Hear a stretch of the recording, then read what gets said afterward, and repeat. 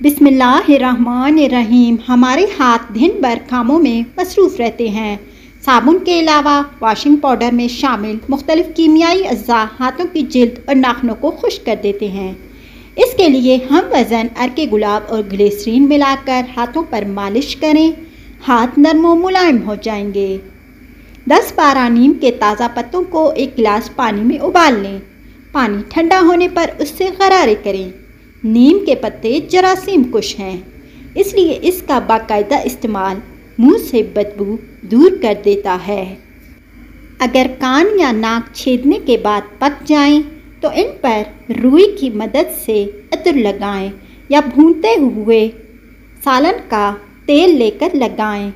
इसके अलावा petroleum jelly भी मुफीद है। 2 दिन के इस्तेमाल से ही नाक और कान बिल्कुल ठीक हो जाएंगे। स्याह मिर्च और सौंठ बराबर मिकदार में लेकर पीस लें। सुबह शाम गर्म पानी के साथ निस्फ चम्मच फाँकने से पेट दर्द में बहुत फ़ायदा होगा। एक छोटी प्याज का रस और एक बड़ी इलायची को तवे पर भूनकर नहार मुँह खा लें। ये सांस की बीमारी के लिए इंतहाई मुफीद है।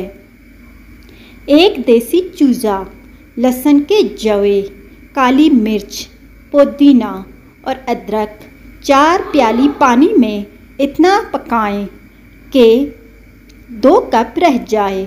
सुबह और रात यखनी पीने से कमज़ोरी दूर हो जाएगी। मूली मादे में तेज़ाबियत को कम करते हुए सीने की जलन का खात्मा करती है। जिन लोगों को सांस की तकलीफ़ हो उनको मूली खानी चाहिए, लेकिन रात में ये खाने से गुरेज करें। घर में मच्छर बहुत हों तो जहाँ पर आप सोते हों वहाँ ज़रा फासले पर कमरे के अंदर या दालान में एक गहरा स्याह रंग का कपड़ा लटका दें, तो मच्छर आपको हरगिज़ तंग नहीं करेंगे और स्याह रंग वाले कपड़े पर बैठ जाएंगे। जर्द रंग की शय पर मच्छर नहीं गिरते। अगर जर्द रंग की चादर सोते वक्त ओढ़ लें या कोई शाल जर्द रंग की अपने ऊपर लपेट लें तो भी मच्छर नहीं आएंगे। बाजू के गोल और लंबे दाग साफ करने के लिए पान की जड़ को पीसकर सफ़ूफ बना लें और फिर गुलाब के अर्क में मिलाकर इस्तेमाल किया जाए तो चंद ही रोज़ में दाग ख़त्म हो जाएंगे। भौं को घना करने के लिए जैतून का तेल लेकर तिनके के साथ रुई से लगाएं और ये अमल रात को सोने से पहले करें। भवें घनी हो जाएंगी। कमज़ोर बच्चों को गाजर का रस 4 माशा गर्म पानी में मिलाकर दिन में 2 मरतबा पिला दिया करें। साथ ही माँ भी गाजर खाए या गाजरों का रस पिए।